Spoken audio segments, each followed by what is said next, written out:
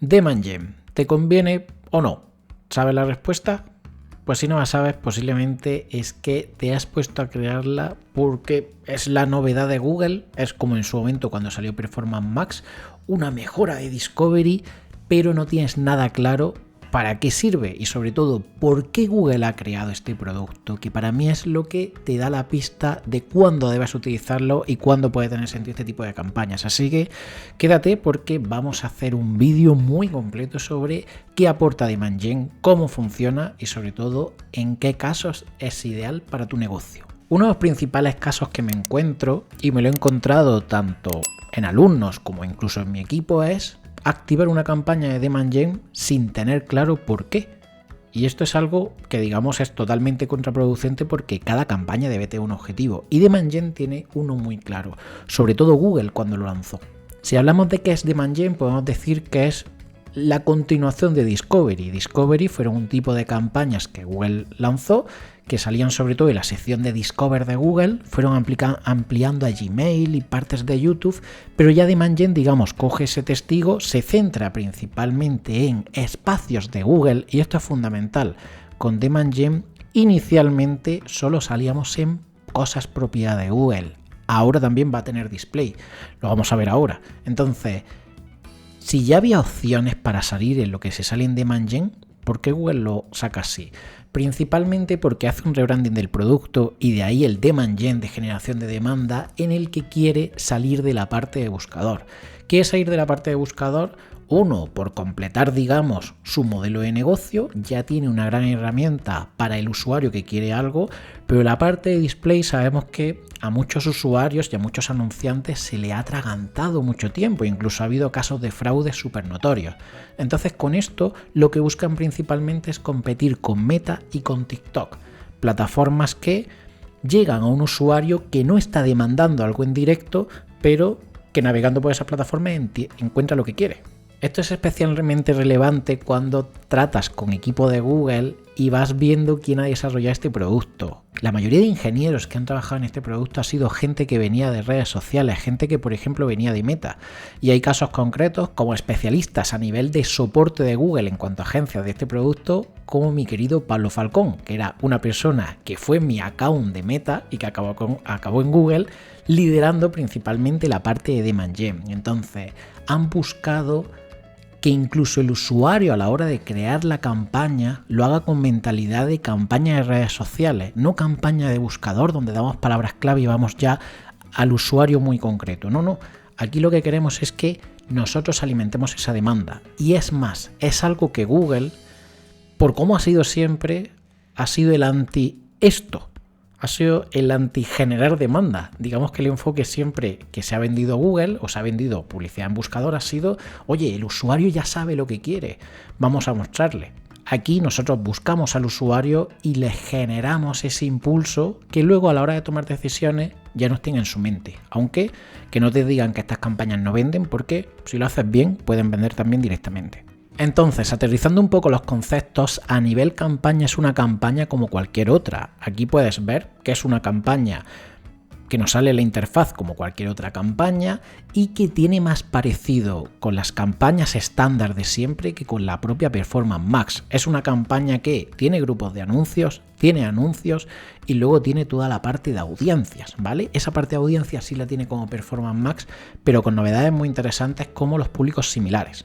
Si nos vamos a su configuración podemos ver en qué plataformas puede llegar a salir. Una interfaz que, como ves, es totalmente igual que la que ya conocemos de creación de campañas. Y si nos vamos a nivel de grupo de anuncios, lo que en Meta y en TikTok sería un conjunto de anuncios, fíjate qué curioso que ahí es donde se configuran los canales, es decir, las redes donde salimos. Algo clonado de cómo funciona Meta y TikTok. Por eso os digo es que es una campaña clon de lo que hacemos en redes sociales. Aquí tendríamos la sección de todos los canales de Google, es decir, cosas que son propiedad de Google como Gmail, Discover o YouTube. Esto es muy interesante porque esta tipología de campañas, por tanto, nos evita tener que salir en auténticos nidos infectados de ratas como es el display de Google, donde sabéis que si no tienen mucho cuidado la cantidad de fraude es enorme. Pero esa opción ahora también está disponible y podemos incluir el display de Google si queremos en la campaña, ¿vale?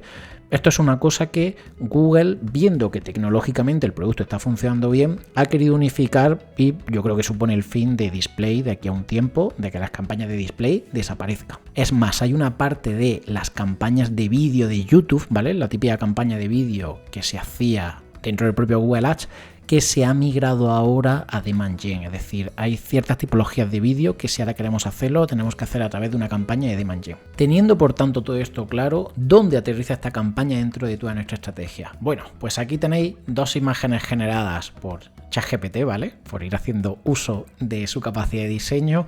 Son un poco raras, como podéis ver, ¿vale? Ha repetido cosas, ha inventado alguna palabra, pero bueno, no es tan mal.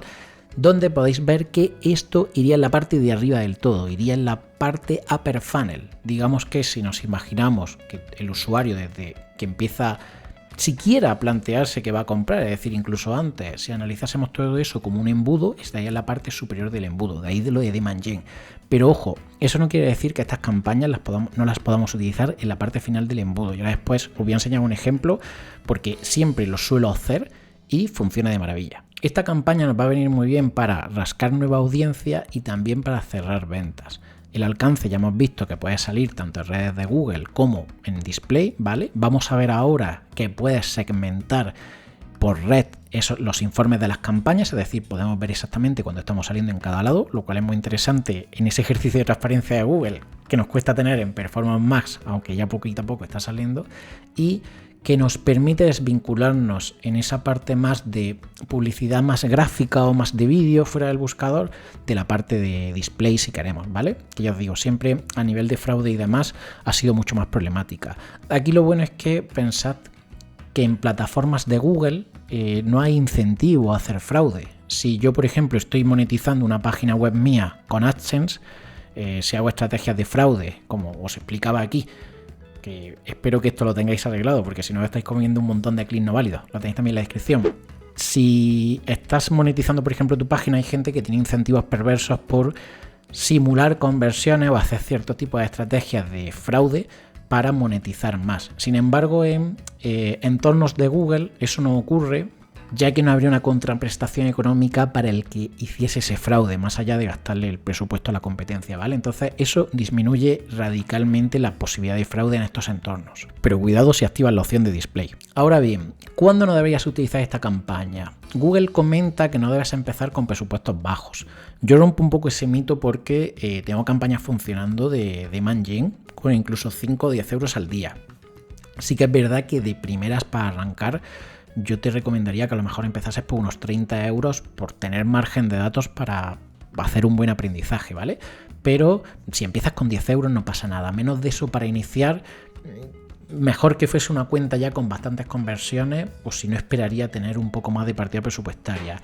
El problema va a ser si no mides bien, y sí, como en todo campaña que tiene una parte creativa, que tiene una parte de imagen o de vídeo, no tienes unos banners, unos vídeos que sean buenos o que sean atractivos. Si ya estás realizando acciones en redes sociales, traerte ese propio material de TikTok o de Meta aquí es una opción sencilla de empezar, ¿vale? Y aparte las dimensiones son prácticamente idénticas. ¿Cuándo sí tengo 100% claro que la usaría? Cuando quiero complementar el funnel, por ejemplo, nos encontramos casos donde ya el porcentaje de impresiones que tenemos es muy alto. Una métrica que os comenté aquí que era clave de cara, o que yo al menos considero totalmente relevante de cara a analizar un proyecto. Entonces, cuando te encuentras en que, digamos, estás copando ya el mercado, esta es una de las acciones que deberías realizar, porque lo que vas a hacer es ir realizando acciones para inyectar más gente que quiera demandarte o que quiera demandar tu producto o servicio. Y al final hay un recuerdo de marca de gente que te ha visto y que luego cuando realiza la acción más transaccional, cuando te ve, le suena así, se nota en CTRs, en volumen de búsquedas de tu query de marca y cosas de ese estilo. Adicionalmente, siempre en todos los proyectos, y aquí me da igual el presupuesto que tengas, aunque sea de 3 euros al día, la utilizaría a nivel de remarketing. Si hacemos remarketing en vídeo y hacemos remarketing en display a gente que nos ha visitado, a lo mejor ha visto uno de nuestros servicios, uno de nuestros productos y no ha comprado o contactado, haz lo mismo aquí. Vas a impactar en Gmail, en cierta parte de YouTube y en Discover. Entonces, para mí sería el inicio de todas las cuentas. Oye, empieza primero por ahí, empieza por esa parte y una vez que veas más o menos cómo funciona, si quieres vas a una audiencia más profunda, ya te pones con una audiencia personalizada, que ahora os voy a enseñar unos cuantos ejemplos, con las palabras clave que generan conversiones, ciertas audiencias que ya conoces o público similar a tu lista de clientes. Luego adicionalmente, como vas a poder también ponerle un ROAS y un CPA objetivo, puedes ir testeando con audiencias más frías o más amplias, pidiéndole un objetivo de ROAS elevado o un CPA bajo, ¿vale? Eso también podría ser una forma interesante, pero hay una siguiente fase. Primero remarketing, luego audiencia muy concreta y luego ya una parte mucho más fría. Y aquí es donde os traigo algunos ejemplos concretos. Fijaros esta campaña que, por ejemplo, está dividida la misma campaña entre grupos de anuncios. Tendríamos uno de intereses, que es una audiencia más genérica, otra con los términos que han generado conversiones y otra con un mix de señales de diferente información que Google, el propio Google te va sugiriendo de audiencias relacionadas con tráfico o con tipo de conversiones que estás captando, que te recomienda por ahí probarlo, ¿vale? Ahí tendríamos un ejemplo. Aquí tenéis otro de un e-commerce de parafarmacia, donde al final lo que se ha hecho ha sido crear un grupo de anuncios por cada tipología de producto. Esto es bastante interesante porque te permite utilizar audiencias diferentes para cada grupo de anuncios, como es obvio, y dentro de cada uno de esos grupos de anuncios utiliza audiencias diferentes. Entonces, yo por ejemplo, además, si entro en este de SkinCeuticals, voy a tener ya segmentado de los productos que recibo de Merchant Center, porque esto tiene parte dinámica, como tenía display, voy a tener ya segmentada, por ejemplo, esa marca. Entonces me permite tener una creatividad en la cual van a salir productos concretos de esta marca que tengo en Shopping, junto con creatividades, junto con una audiencia más idónea para este tipo de perfil de usuario. Y aquí, por ejemplo, tendríais otro caso de audiencia donde directamente lo que he hecho ha sido buscar una audiencia relacionada con las palabras clave que mejor me convierten en esta campaña, que en este caso es una clínica. Esto también se puede utilizar, por supuesto, para leads, y he ido metiendo diferentes términos de búsqueda que me funcionan, también URLs de la competencia, que eso hace un tipo de audiencia personalizada que sería la de la segunda fase que os indicaba antes. Lo que sí tenéis que tener claro es esto que os voy a mostrar ahora. No mezcléis campañas de audiencias, digamos, generales o audiencias de fase 2, fase 3 con la fase 1 que os decía, hacer remarketing. Separadlo como siempre, es decir, siempre el presupuesto de remarketing que se configura a nivel de campaña lo tenemos que tener separado el de display para que el de display o digamos el genérico no se coma el presupuesto específico que es el de remarketing, ¿vale? Os enseño un caso específico donde veis diferentes tipos de campañas, todas son de demand gen, casi algunas tienen todas tienen anuncio antiguo de Discovery, porque estas campañas, como decía antes, eran de Discovery. Bueno, en este vídeo se explicaba cómo funcionan las campañas de Discovery, pues si le queréis echar un vistazo porque es lo mismo, pero mejorado. Y bueno, aquí concretamente tengo dos por país. Una, digamos, audiencia nueva y otra remarketing. Si hago un filtro para solo ver las de España, vamos a ver un poco qué información hay. Fijaros que a nivel de rendimiento, esto es un e-commerce, están funcionando genial. Son campañas que sí que es verdad están teniendo un presupuesto bastante pequeñito, pero fijaros que los ingresos que han generado respecto a la inversión es súper alta. Aquí me sale un ROAS de un 2000. No suele ser el caso más común, pero sí estoy teniendo en e-commerce ROAS de 6, 7, 8... que además esto es muy importante porque Google ha sacado unas métricas específicas solo para demand gen en cuanto a conversiones. Entonces, aquí podéis analizar la rentabilidad como cualquier otra campaña e ir viendo cómo funciona. Ahora bien, os explico estas conversiones nuevas, o mejor dicho, métricas nuevas que ha sacado Google, que serán todas las que veáis de conversiones, coste por conversión, valor conversión, coste, que es el ROAS, etcétera, etcétera, con la leyenda o el paréntesis adicional de comparable con otras plataformas, ¿vale? Esto Google lo ha sacado para darte la posibilidad de medir de la misma forma que usan plataformas como Meta o TikTok, ¿vale? O en definitiva otras redes sociales.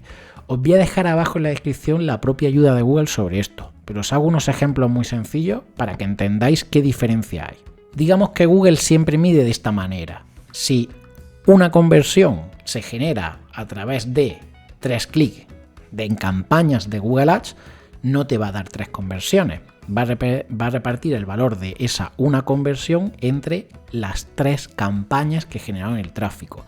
Aquí, por ejemplo, en el ejemplo que os comparto, tenéis que la primera de Demand Gen tendría 0,25, la de Shopping 0,25 y búsqueda 0,50. Ahora bien, ¿Qué es lo que dice Google y qué es lo que se nota que le toca las narices cuando los anunciantes y las empresas comparan respecto a cómo miden otras plataformas? Otras plataformas lo que te hacen es decir, vale, yo te he generado una conversión y a lo mejor esa conversión Google te dice que también te la ha generado, entonces tienes como 2 conversiones cuando realmente has tenido una. Básicamente aquí Google lo que se queja es que en otras plataformas hay menos multicanalidad, por así decirlo, dentro de la propia plataforma publicitaria. No es como Google, que tienes vídeo por un lado, Demand Gen por otro, tienes también shopping, tienes búsqueda, y al final no es nada raro que un usuario te pase por todas las campañas.